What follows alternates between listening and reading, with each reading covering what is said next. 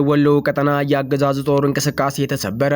ፋኖ ለተማረኩ ከፍተኛ ወታደራዊ አዛዦች ሰብአዊ ሕክምና እያደረገ መሆኑን አስታወቀ። በጎንደርና በሸዋ ግንባሮች የፋኖ ኃይሎች ከፍተኛ ወታደራዊ ድል መቀዳጀታቸው ተገለጸ። በቆቦ ያገዛዙ ሰራዊት ከባድ የደፈጣ ጥቃት ሲያስተናግድ የፋኖ አርበኞች ወታደራዊ የበላይነታቸውን በማረጋገጥ ድል አብስረዋል።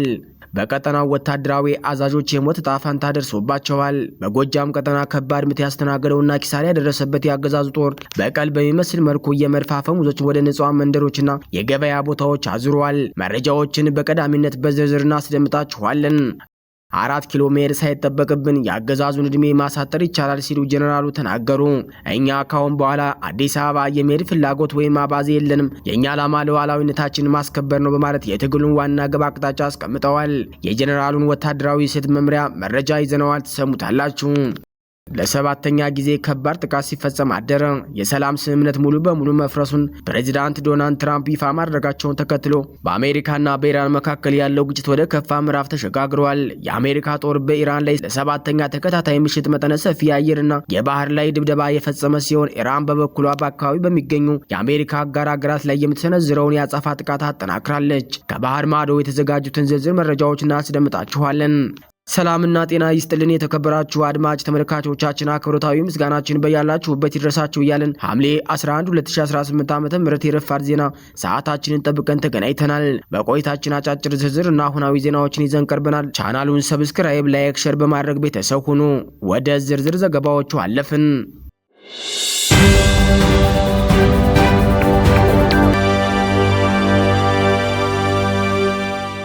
በወግዲ ማካፍታ ግንባር ያገዛዙ ጦር እንቅስቃሴ ተሰበረ። የምኒልክ ዕዝ ለተማረኩ ከፍተኛ ወታደራዊ አዛዦች ሰብአዊ ሕክምና እያደረገ ነው። በጎንደርና በሸዋ ግንባሮች የፋኖ ኃይሎች ከፍተኛ ወታደራዊ ድል መቀዳጀታቸው ተገለጸ። በወሎ ቤት አማራ ቀጠና ወግዲ ማካፍታ ግንባር ለመንቀሳቀስ በሞከረው የብልጽግና አገዛዝ ሰራዊት ላይ በደረሰበት መብረቃዊ ጥቃት የጦሩ አከርካሪ መነቃነቁንና ሙሉ በሙሉ መሸኘቱ ተገለጸ። ከዚሁ ጋር ተያይዞ የአማራ ፋኖ በወሎ የምኒልክ ዕዝ የሕክምና ቡድን በውጊያ ወቅት ለተማረኩ ከፍተኛ ወታደራዊ አዛዦች እና የውጊያ መሐንዲሶች አስቸኳይ ሰብአዊ ሕክምና እያደረገላቸው መሆኑ ታውቋል። ከሐምሌ 9 2018 ዓ.ም ጀምሮ ያገዛዙ 11ኛ 203ኛ ኮርስ ከ81ኛ እና ከ87ኛ ክፍለ ጦሮች የተወጣጣ ከፍተኛ ኃይል በድሮን እና በተለያዩ የሜካናይዝድ መሳሪያዎች ታግዞ ወደ ወግዲ ማካፍታ አካባቢ ሰፊ ወረራ ለመፈጸም እንቅስቃሴ ጀምሮ ነበር። ይሁን እንጂ በአካባቢው ቁልፍ ወታደራዊ ቦታዎችን አስቀድመው ተቆጣጥረው የነበሩት የፋኖ የምኒልክ ዕዝ 105ኛ ኮር የ45ኛ መብረቅ ክፍለ ጦር አርበኞች ረቂቅ የጦር ስልት በመጠቀም የጠላትን ጦር ሆን ብለው ወደ መሃል በመሳብ ወጥመድ ውስጥ አስገብተውታል። ሰራዊቱ አካባቢውን በቁጥጥር ስር ያለው ፋኖ የለም በሚል ለኮሩ የሐሰት ድል ሪፖርት ቢያደርግም ከጥቂት ደቂቃዎች ውስጥ አርበኞቹ መውጫና መግቢያ በሮችን በመዝጋት ከተለያዩ አቅጣጫዎች መብረቃዊ የጥይት ዶፋ ወርደውበታል። በዚህ ፈጣን ማጥቃት ከፊት ለፊት የነበረችው የአገዛዙ 5ኛ ሬጅመንት ሙሉ በሙሉ ስታልቅ፣ ቀሪዎቹ የክፍለ ጦሩ አህዶችም ከባድ ኪሳራን ተከናንበው በትንትናቸው መውጣቱ ተረጋግጧል። በዚህ ልዩ የጦር ንድፋ በተመራው ተጋድሎ በአውደ ውጊያው ላይ ብቻ 40 የአገዛዙ ወታደሮች የሞቱ ሲሆን ይህ የሟቾች ቁጥር በቃሪው ኃይል ሲሸሽ በተሽከርካሪ ጭኖ ከወሰደው አስከሬን ውጭ መሆኑ ተገልጿል። አገዛዙ ከመካነ ሰላምና ከተለያዩ ቦታዎች ተጨማሪ ኃይል በማሰባሰብ አስከሬንና ቁስለኛ ለማንሳት ጥረት ቢያደርግም በአርበኞቹ መንገዱ በመዘጋቱ ሳይሳካለት ቀርቷል። ከሟቾች በተጨማሪ 41 ወታደሮች የቆሰሉ ሲሆን በርካታ ወታደራዊ መሳሪያዎችና ትጥቆችም በፋኖ አርበኞች ቁጥጥር ስር ውለዋል። በዚህም 14 ጥቁር ክላሽኮ መሳሪያና አንድ ታጣፊ ክላሽ፣ አንድ የሬዲዮ መገናኛ ሬዲዮ፣ 20 እጅ ቦምብና 10 የስናይፐር ካዝና፣ 2 የድሽቃ ሸንሸልና ከ800 ተተኳሽ ጋር 2000 የብሬን ተተኳሽና 3000 የክላሽ ተተኳሽ ተማርከዋል። በጦር ሜዳ የብረት ክንዱን በማሳየት የአገዛዙ ሰራዊት ያሸነፈው ፋኖ ከድሉ ባሻገር ማርኮ በቁጥጥሩ ስር ላደረጋቸው ምርኮኞች ያሳየው የሞራልና የሰብአዊነት ልዕልና የጀግንነቱን ልክ ያረጋገጠ ሆኗል ሲል የዓይን እማኞች ተናግረዋል። ከወግዲ ማካፍታ ግንባር እጅ ከፍንጅ ከተማረኩ ከ15 በላይ ወታደሮች መካከል ከፍተኛ ወታደራዊ አዛዦች፣ መስመራዊ አዋጊዎች፣ የውጊያ መሐንዲሶችና ተራ ወታደሮች የሚገኙበት ሲሆን የምኒልክ ዕዝ የሕክምና ቡድን እነዚህ የቆሰሉ የጠላት ወታደሮችን በአስቸኳይ ተረክቦ ሙሉ የሰብአዊ ሕክምና አገልግሎት እየሰጠ መሆኑን ምንጮች አረጋግጠዋል። ይህ ተግባር የተሸነፈና መሳሪያ የጣለ ምርኮኛን ሰብአዊ መብት የሚጠብቀው የጄኔቫ ኮንቬንሽን ዓለም አቀፍ የጦር ሕግ ሙሉ በሙሉ ያከበረ ከመሆኑም በላይ ፋኖ የማረከውን የማይበድል የቆሰለ ጠላቱን የሚረዳ መሆኑን በተግባር ያሳየና የአማራነት የስነ ልቦና ከፍታና ርህራሄ ለዓለም ያስመሰከረ ደማቅ ታሪክ ሆኖ ተመዝግቧል። በጎንደርና በሸዋ ጠቅላይ ግዛት በተለያዩ ግንባሮች የሚንቀሳቀሱት የፋኖ አርበኞች ባደረጉት የተቀናጀ የመከላከልና የልዩ ኦፕሬሽን ስምሪት የአገዛዙን ጦርና የመረጃ መረብ ላይ ከባድ ምት ማሳረፋቸውን ከየግንባሩ የወጡ መረጃዎች አመላከቱ። በአማራ ፋኖ ብሔራዊ ንቅናቄ ጎንደር ጠቅላይ ግዛት በበላይ ዘለቀ የዳግማዊ ቴዎድሮስ ኮር የሚንቀሳቀሰው የግዙፍ ጎንደር የበጋሻው ክፍለ ጦር አጼ ፋሲለደስ ብርጌድ አርበኞች ከሐምሌ 10 ቀን 2018 ዓ.ም ጀምሮ በወሰዱት የላቀ የጸረ ማጥቃት እርምጃ ደማቅ ድል አስመዝግበዋል። የአገዛዙ ጦር ከመገጭና ከጠዳ ከተማ በመነሳት በከባድ የጦር መሳሪያ ታግዞ በጎንደር ከተማ ምስራቃዊ አቅጣጫ በሚገኙት ዳዋና አምቦበር ቀበሌዎች ላይ ወረራ ለመፈጸም ተንቀሳቅሶ ነበር።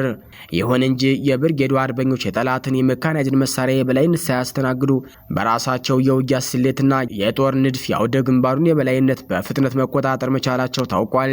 የታክቲክ የበላይነት የነበራቸው አርበኞች በወሰዱት ያልተጠበቀ የመልሶ ማጥቃት እርምጃ የጠላትን ጦር አከርካሪ በመስበር ሙሉ በሙሉ አሽመድምደውታል።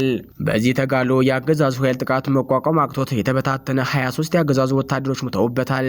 3 ጥቁር ክላሽኮፍ መሳሪያዎች 150 የተለያዩ የተተኳሾች ጥይቶች 3 ጥቁር ክላሽኮፍ መሳሪያዎች 150 የተለያየ ተተኳሽ ጥይቶች 8 የእጅ ቦምቦች የብሬን ሸንሸሎችና ልዩ ልዩ ወታደራዊ ቁሳቁሶች በአርበኞች ቁጥጥር ስር ውለዋል። በተጨማሪም በዚሁ ቀጠና የአማራ ፋኖ ብሔራዊ ንቅናቄ ጎንደር ጠቅላይ ግዛት በላይ ዘለቀ ስር የሚንቀሳቀሰው የዳግማዊ ቴዎድሮስ 5ኛ ኮር ግዙፉ የጎንደሬው በጋሻው ክፍለ ጦር አባል የሆነው የቴዎድሮስ ብርጌድ በወገራ ወረዳ በከፈተው የተቀናጀ ማጥቃት የአገዛዙን ሰራዊት ፍጹም በሆነ የበላይነት ኪሳራ ደርሶበታል። ራስ አሞራው ውብነህ ሻለቃ ቁጥር 1 እና አሳምነው ሻለቃ በጥምረትና በከፍተኛ ወታደራዊ ስልት ባደረጉት የሰዓታት ከባድ አውደ ውጊያ በአካባቢው ማህበረሰብ ላይ ግድያና ዘረፋ ለመፈጸም አቅዶ የገባው የብልጽግና ወዳደር ኃይል እቅዱን አምክነውበታል።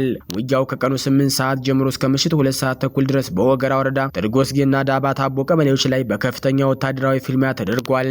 የአብይ አህመድን ወንበር ለማስጠበቅ የሚዋጋውና በብርሃኑ ላይ የሚመራው ሰራዊት ከተጨማሪ አካባቢዎች ማለትም ካምባ ጊዮርጊስ፣ ገደብዬና ዳባት ከተሞች ተጨማሪ ድጋፍ ሰጪ ኃይል በማምጣት ለጊዜው የተረፉትን አባላቱን ከሙሉ እልቂት ቢያተርፍም የደረሰበትን ከፍተኛ የሰው ኃይል ኪሳራ ግን ሊያስቆም አልቻለም ሲሉ የቀጠናው ወታደራዊ ምንጮች ገልጸዋል። በዚህ ውጊያ 11 የሰራዊቱ አባላት 4 ሚሊሻዎች መሞታቸው ተረጋግጧል። 8 ተጨማሪ የሰራዊቱ አባላት ክፉኛ ቆስለዋል። በሌላ በኩል በሸዋ ጠቅላይ ግዛት የሚንቀሳቀሰው ያሳምነው 7 ለ7 ክፍለ ጦር ባደረገው ጥብቅ የውስጥ ኦፕሬሽን ስራ በይፋትና ጥሙጋ አውራጃ የጠላትን የመረጃ መረብ መበጣጠሱን ይፋ አድርጓል። ክፍለ ጦሩ በይፋትና ጥሙጋ አውራጃ ኤፍራታና ግድም ክላስተር ስር በምትገኘው አላላ ከተማ ላይ ባካሄደው ልዩ ኦፕሬሽን ለአገዛዙ ታማኝ የውስጥ መረጃ አቀባይ ሆኖ ሲሰራ የነበረውና ሰይዶ በሚባል ስም የሚታወቀውን ግለሰብ እስከ ወዳኛው ማሰናበቱን አስታወቀ። የክፍለ ጦሩ ሪፖርት ከግንባር ባወጣው መረጃ መሰረት ግለሰቡ ቀደም ሲል በክፍለ ጦሩ በተደጋጋሚ ማስጠንቀቂያና ምክር ቢሰጠውም ድርጊቱን ለማቆም ፈቃደኛ ባለመሆኑ በናሁሰናይ ሻለቃ የቅኝት ቡድን አማካኝነት በተፈጸመ ጠንቆቅ ዘልቆ የመግባት ኦፕሬሽን እርምጃው ሊወሰድበት ችሏል። የሸዋ ጠቅላይ ግዛት አሳምነው ህዝብ ግንኙነት መምሪያ ባወጣው መረጃ በአገዛዙ ተከፋይ በሆኑና በህዝብ ትግል ላይ አደጋ በሚደቅኑ ባንዳዎች ላይ የሚወስደውን የማያዳግም እርምጃ ተጠናክሮ እንደሚቀጥል አስታውቋል። ሌሎች መሰል ተላላኪዎችም ከዚህ ድርጊት ተምረው እጃቸውን እንዲሰበስቡ አሳስቧል። በተመሳሳይ በጎጃም ቀጠና ከባድ ምት ያስተናገደውና ኪሳራ የደረሰበት የአገዛዙ ጦር በቀሊ በሚመስል መልኩ የመድፍ አፈሙዝን ወደ ንጹሃን መንደሮችና የገበያ ቦታዎች አዝሯል። በጥቂት ቀናት ውስጥ ከ25 በላይ ከባድ መድፎች ተተኩሰዋል። በጀኔራል መሐመድ ተሰማ የሚመራውና በመከላከያ 6ኛ ዕዝ 602ኛ ኮርስ የሚገኘው ጦር ከቆይ ከተማ በመነሳት በደባይ ጠላት ግን ወረዳ ደብረ ኢየሱስ ታዳይ ከተማ ላይ ከባድ የመድፍ ድብደባ ፈጽሟል። ዕለቱ ቅዳሜ የገበያ ቀን በመሆኑ ከ10 በላይ የተሰበሰበው ገበያተኛ ለሰዓታት በከባድ መሳሪያ ተደብድቧል። በዚህም ጥቃት መኖሪያ ቤቶች ሙሉ በሙሉ ወድመዋል። በደብረ ኢየሱስ ከተማ በደረሰው ጥቃት ሰራዊት በእውቀት የተባለች የ19 ዓመት ወጣት ህይወቷ ሲያልፍ ታናሽ ወንድሟ አማን በእውቀት ከባድ ቁስለኛ ሆነዋል። እናታቸው ወይዘሮ እታገኝ ገደፋው የ79 ዓመቷ ጎረቤታቸው መነኩሴና የ13 ዓመቱ ታዳጊ አብርሃም ጌታቸው በጨዋታ ላይ እያሉ ክፉኛ ቆስለው ወደ ክሊኒክ ገብተዋል። ከቆይ ከተማ የተወነጨፈው መድፍ በእነማይ ወረዳ በሚገኘው የቀባሃና ጤና ጣቢያ ላይ ከባድ የቁሳቁስ ጉዳት አድርሷል። የአገዛዙ ጦር በንጹሃን ላይ ጥቃት የሚሰነዝረው በግንባር እየደረሰበት ያለውን ሽፈት ለመሸፈን መሆኑን የአካባቢው ምንጮች ይጠቅሳሉ። በተለይም በደጋዳሞት አካባቢ ለቀናት የዘለቀው ከባድ ውጊያ በፋኖ ኃይሎች የበላይነትና ደማቅ ድል መጠናቀቁ ታውቋል። በደጋዳሞትና አካባቢው የተንቀሳቀሰው የአገዛዙ ጦር በፋኖ ስልታዊ ማጥቃት ክፉኛ የተመታ ሲሆን በርካታ የወታደር ልብሶች መበተናቸውና ቀሪዎችም የያዙትን ከባድ መሳሪያ ጥለው ወደ መካነ ሰላምና ወደ ተለያዩ ዋና ዋና ከተሞች መሸሻቸው ተረጋግጧል። ይህ በእንዲህ እንዳለ በወሎ ቀጠና በራያ ራያ ቆቦ የአገዛዙ ሰራዊት መብረቃዊ የደፈጣ ጥቃት አስተናገደ። የፋኖ ጀግኖች ወታደራዊ በላይነታቸውን በማረጋገጥ ድል አብስረዋል። በሰሜን ወሎ ዞን ራያ ቆቦ ወረዳ ከቆቦ ከተማ በቅብር ቀን ላይ በምትገኘው ስትራቴጂካዊ መንደፈራ ቀበሌ የአማራ ፋኖ ብሔራዊ ንቅናቄ ወሎ ቤት አማራ ምኒልክ ዕዝ 102ኛ ኮር 12ኛ ክፍለ ጦር 3ኛ ሻለቃ ባደረገው መብረቃዊ የደፈጣ ጥቃት በአገዛዙ ሰራዊት ላይ ከባድ የሰውና የቁሳቁስ ኪሳራ ማድረሱ ታወቀ። የንቅናቄው 12ኛ ክፍለ ጦር ህዝብ ግንኙነት ባወጣው ዝርዝር መረጃ መሰረት በጥቃቱ የአገዛዙ ጦር ሙሉ በሙሉ አቅመ ቢስ ሆኖ የተደመሰሰ ሲሆን በርካታ ታጣቂዎችና የጦር መሳሪያዎች በፋኖ ቁጥጥር ስር ውለዋል። የአገዛዙ ሰራዊት ከጮሬና ቀዩ ጋሪያ በመነሳት በቀዩ ጋሪያና በመንደፈራ መካከል የሚገኘውን ወታደራዊ ገዥ መሬት ስትራቴጂካዊ ምሽግ ለመያዝ ከፍተኛ እንቅስቃሴ እያደረገ እንደነበረ ተገልጿል። ሆኖም ግን የዙ 3ኛ ሻለቃ ነበልባል ተዋጊ ጠላትን እንቅስቃሴ አስቀድሞ በመሰለል ጠላት አዘውትሮ የሚጠቀምበትን ምሽግ በሌሊት ተስቦ በመግባት ሙሉ በሙሉ ተቆጣጥረውታል። የአገዛዙ ጦር ገዢው መሬት ለመያዝ ሲቃረብ አስቀድሞ በተዘረጋውና በጥናት በተመራው የፋኖ የከበባ ስልት ውስጥ በቀጥታ በመግባቱ መውጫ አጥቶ ለመፈራረስ ተገዷል። በዚህ ምክንያት የጠላትን ሻምበል ይመራ የነበረው የሻምበል መሪና ግዳጅ የተሰጣቸው ሙሉ የሰራዊት አባላት ሙሉ በሙሉ መደምሰሳቸውን የውስጥ መረጃዎች አረጋግጠዋል። በዚሁ ፈጣንና ድንገተኛ ጥቃት የአገዛዙ ጦር የደረሰበት ሰብአዊና ቁሳዊ ኪሳራ 15 የአገዛዙ ሰራዊት አባላት ሲሞቱ 18 ወታደሮች በከፍተኛ ጉዳት ወደ ቆቦ ሆስፒታል መግባታቸው ተረጋግጧል። 10 AK-47 ክላሽንኮቭ መሳሪያዎችና 9 F1 የእጅ ቦምቦች ተማርከዋል። በተጨማሪም አገዛዙ ከተለያዩ የሀገሪቱ ትምህርት ቤቶች በአፈና ሰብስቦ ያመጣቸውንና በቂ ስልጠና የሌላቸው አዳዲስ ወታደራዊ ሰልጣኞች ወደዚህ አስቸጋሪ ውጊያ በማስገባት ለከፍተኛ እልቂት እንደዳረጋቸው ወታደራዊ ምንጮች ገልጸዋል። በፋኖ በደረሰበት ተከታታይ የፖለቲካና የወታደራዊ ኪሳራ ክፉኛ የተወዛገቡ የአገዛዙ ሰራዊት የደረሰበትን የሽንፈት ቁጣ ለመወጣት ልማዳዊ በሆነ መንገድ በአርሶ አደሮችና በንጹሃን ዜጎች ላይ የከባድ መሳሪያ ድብደባ ፈጽሞ ጉዳት አድርሰዋል። በዚህ ጥቃት በርካታ ንጹሃን አርሶ አደሮች ህይወታቸው ያጡ ሲሆን ሌሎች ለከፍተኛ አካል ጉዳት ተዳርገዋል። የአካባቢው አርሶ አደሮች ንብረት ላይ ከባድ ውድመት ደርሰዋል። አቶ ተመስገን መለሰ የተባሉ አርሶ አደር 7 ከብቶችና የአቶ ታደሰ መርሻ 5 ከብቶች በድምሩ 12 የቁም እንስሳት በዚህ በአገዛዙ ጦር ጥቃት ተገለዋል።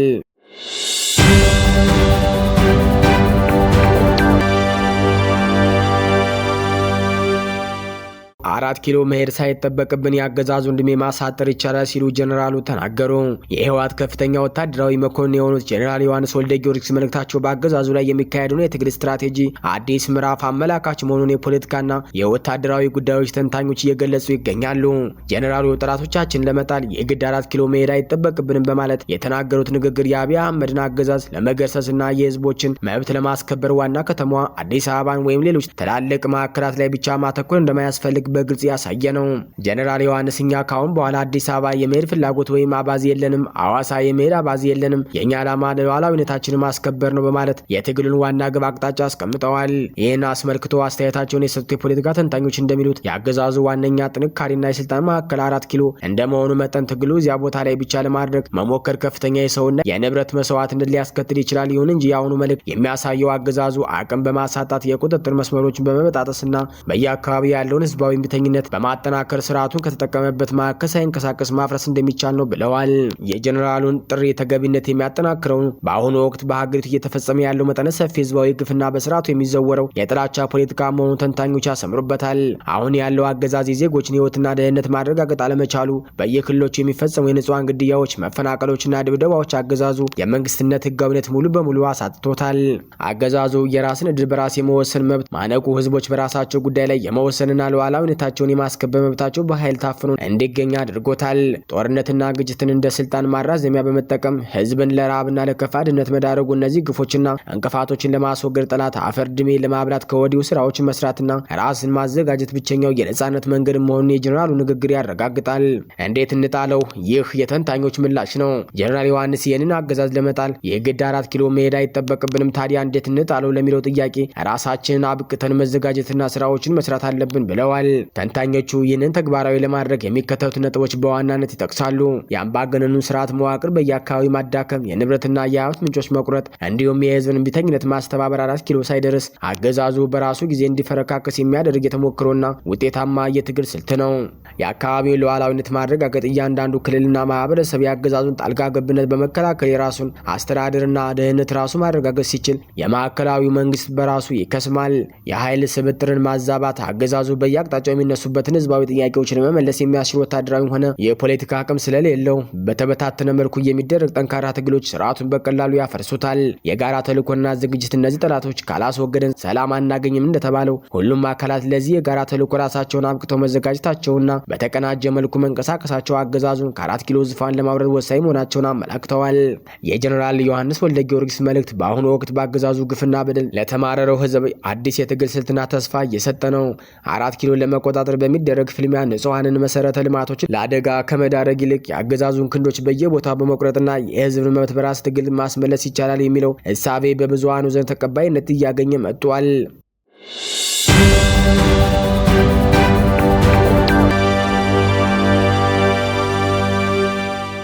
በፓኪስታን አደራዳሪነት ተደርሶ የነበረው የሰላም ስምምነት ሙሉ በሙሉ መፍረሱን ፕሬዝዳንት ዶናልድ ትራምፕ ይፋ ማድረጋቸውን ተከትሎ በአሜሪካና በኢራን መካከል ያለው ግጭት ወደ ከፋ ምዕራፍ ተሸጋግሯል። የአሜሪካ ጦር በኢራን ላይ ለ7ኛ ተከታታይ ምሽት መጠነ ሰፊ የአየርና የባህር ላይ ድብደባ የፈጸመ ሲሆን ኢራን በበኩሏ በአካባቢ በሚገኙ የአሜሪካ አጋር ሀገራት ላይ የምትሰነዝረውን የአጻፋ ጥቃት አጠናክራለች። የአሜሪካ ጦር በኢራን ላይ ድብደባ መፈጸሙን አስታወቀ። ፕሬዝዳንት ዶናልድ ትራምፕ ከኢራን ጋር የተደረሰ የተኩስ አቁም ማብቃቱን ካስታወቁ በኋላ የአሜሪካ ጦር ለ7ኛ ምሽት ድብደባ መፈጸሙን አስታወቀ። የአሜሪካ ማዕከላዊ በኤክስ ገጹ ላይ ባጋራው መግለጫ ጦሩ የቅኝት ጣቢያዎችን፣ የወታደራዊ ሎጂስቲክ መሰረተ ልማቶችን፣ ከምድር በታች የሚገኙ የጦር መሳሪያ ማከማቻዎችንና የባህር ኃይል አቅሟ ላይ ድብደባ መፈጸሙን አስታውቋል። የኢራን አብዮታዊ ዘብ በበኩሉ በሆርሙዝ ወሽመጥ ላይ በተቀሩ ፈንጂዎች 2 የነዳጅ ጫኝ መርከቦች መፈንዳታቸውን ገልጸዋል። ሴንትኮም ግን መረጃው ሐሰት ነው ሲል አስተባብሏል። የዮርዳኖስ ጦር አዳሩን ከኢራን የተወነጨፉ 10 ሚሳኤሎችን ማክሸፉንና ምንም አይነት ጉዳት አለማድረሳቸውን ገልጸዋል። ሴንትኮም ለበርካታ ሰዓታት ድብደባውን ከፈጸመ በኋላ ከእኩለ ሌሊት በፊት ማቆም በመግለጫው ላይ አመላክቷል። ማዕከላዊ ዙብ በመግለጫው ሌሊቱን ለፈጸማቸው ድብደባዎች የአሜሪካ ጦር ተዋጊ ጀቶችን፣ ድሮኖችንና የባህር ኃይሉን ተጠቅሟል ብለዋል። ፋርስ የዜና ወኪል በበኩሉ 2 የነዳጅ ጫኝ መርከቦች ፈንጂ በተቀበረበት የሆርሙዝ ወሽመጥ ደቡባዊ ክፍል ሲያርፉ ፈንድተው በሳት ታይተዋል ብሎ የዘገበ ሲሆን ሴንትኮም በኤክስ ገጹ ላይ ልክ እንደ ሌሎች የአብዮታዊ ዘቡ መረጃዎች ሁሉም ይህም ሐሰት ነው ሲል አስተባብለዋል። በአሜሪካና በኢራን መካከል እየተካሄደ ባለው ውጊያ የተነሳ በሆርሙዝ ወሽመጥ በኩል የሚያልፉ መርከቦች ቁጥር እጅጉን ቀንሰዋል። የሆርሙዝ ወሽመጥ የዓለም 1/5ኛ የነዳጅ ዘይትና የተፈጥሮ ጋዝ የሚተላለፍበት መስመር ነው። ኢራን ከአሜሪካ ድብደባ በኋላ በባህር ሰላጤ ሀገራት ላይ የምትፈጽመውን ጥቃት አጠናክራለች። ቅዳሜ ዕለት ኢራን በባህር ሰላጤው በሚገኙ የአሜሪካ አጋር ሀገራት ላይ የምትፈጽመው ጥቃት አጠናክራ መቀጠሏን ሮይተርስ ዘግቧል። አሜሪካ ለ7ኛ ጊዜ አዳሩን በኢራን ወታደራዊ ተቋማት ላይ ድብደባ መፈጸሟን ስታሳውቅ በሁለቱ ሀገራት መካከል የተደረሰው የተኩስ አቁም ስምምነት ከፈረሰ በኋላ ግጭቱ ተባብሶ ቀጥሏል። በሌላ በኩል ኪዊት የውሃ ማጣሪያዋ በኢራን ሚሳኤል የተመታባት ሲሆን አውሮፕላን ማረፊያዋን በተደጋጋሚ በደረሰበት የሚሳኤልና የድሮን ጥቃት ስጋት ምክንያት አገልግሎት አቋርጧል። የኢራን አብዮታዊ ዘብ በኩዌት አርፊጃን የጦር ካምፕ የሚገኝ የአሜሪካ ጦር ድጋፍ ሰጪ ማዕከል ላይ ጥቃት ፈጽሞ የራዳር ተቋም ማውደሙን አስታውቋል። የኢራን ብሔራዊ መገናኛ ብዙሃን አብዮታዊ ዘቡ በባህሬን የአሜሪካ ጦር አውሮፕላኖች የተሰባሰቡበትን ሼክ ኢሳ የጦር ሰፈርና የደህንነት መረጃ ማዕከል ማጥቃቱን ዘግቧል። ሮይተርስ የዘገባውን ትክክለኛነት ለማጣራት ያደረገው ጥረት አልተሳካም። የአሜሪካን ጦር ጭካኔ የሚገታ ዓለም አቀፍ ተቋማት ስለሌለ አጠቃችሁን እናንተም በተመሳሳይ መልኩ አጥቁት የሚለውን የቁርአን ትዕዛዝ ከመከተል ውጭ ሌላ አማራጭ የለንም ሲሉ የአብዮታዊ ዘቡ በመግለጫው አስታውቋል። ዘቡ በዚህ መግለጫው በአካባቢው የሚገኙ የአሜሪካ አጋሮች ተጨማሪ ጥቃቶች ሊያጋጥሟቸው እንደሚችሉ አስጠንቅቋል። ዓርብ ዕለት ሁለቱም ሀገራት በመርከብ እንቅስቃሴ ላይ ያነጣጠሩ እርምጃዎችን የወሰዱ ሲሆን የአሜሪካ የባህር ኃይል ወደ ኢራን የሚሄዱ መርከቦችን ያገደ ሲሆን ቴህራን በበኩሏ የዓለም የ1/5ኛ የነዳጅ አቅርቦት የሚተላለፍበት ወሳኝ የውሃ መስመር ላይ ሕግ የጣሱ ያለቻቸው መርከቦች ላይ ማነጣጠሯን አስታውቃለች። ኩዌት የኢራንን ጥቃት ተከትሎ በርካታ የእሳት አደጋ ሰራተኞች መጎዳታቸውን አስታውቃለች። የኩዌት እሳት አደጋ መከላከል ቅዳሜ ዕለት የተፈጸመውን የኢራን ጥቃት ተከትሎ የተቀሰቀሰ እሳት ለማጥፋት የተሰማሩ በርካታ ሰራተኞች ጉዳት እንደደረሰባቸው ገልጸዋል። የመጀመሪያው ክስተት እሳቱን ለማጥፋት ሲጥሩ የነበሩ የእሳት አደጋ ተከላካዮችና አንድ ሲቪል ሰራተኛ ላይ በርካታ ጉዳቶችን አድርሰዋል ሲል ድርጅቱ በመንግስት ለሚተዳደረው የዜና ወኪል ኩና ተናግረዋል። ጥቃቱ የተፈጸመበት አካባቢ የነበሩ ሰዎች አካባቢውን እንዲለቁ የተደረጉ ሲሆን የቆሰሉ ሰዎች አስፈላጊውን እርዳታ እንዲያገኙ ወደ ሕክምና ተቋም ተወስደዋል ሲል ጨምሮ ገልጸዋል። የኩዌት ኤሌክትሪክ ውሃና ታዳሽ ኃይል ሚኒስቴር በኃይል ማመንጫና በውሃ ማጣሪያ ላይ ኢራን የፈጸመችውን ጥቃት ተከትሎ እሳት መቀስቀሱን አስታውቆም ነበር። አሜሪካ ለ7 ተከታታይ ሌሊት ጥቃት የፈጸመች ሲሆን ኢራን በምላሹ የዩኤስ ጦር ኃይል መቀመጫ የሆኑ የቀጠናው ሀገራት ላይ ጥቃት ሰንዝራለች። በዋሽንግተንና ቴህራን መካከል ዳግም ጦርነት ያገረሸው በፓኪስታን አደራዳሪነት የተፈረመው የሰላም ስምምነት ውድቅ ከሆነ ከሆነ በኋላ ነው። አድማጭ ተመልካች ቤተሰቦቻችን ለሰዓቱ የተዘጋጁ መረጃዎች የተከታተላችኋቸውን ይመስሉ ነበር። ሀሳብ አስተያየታችሁን ኮሜንት መስጫው ላይ ጻፉልን። ቻናሉን ሰብስክራይብ ማድረጋችሁ እንዳዘነጉልን አሳስባችሁ ወደድን። በያላችሁበት መልካም ጊዜ ተመኘን። ቸር ቆዩን።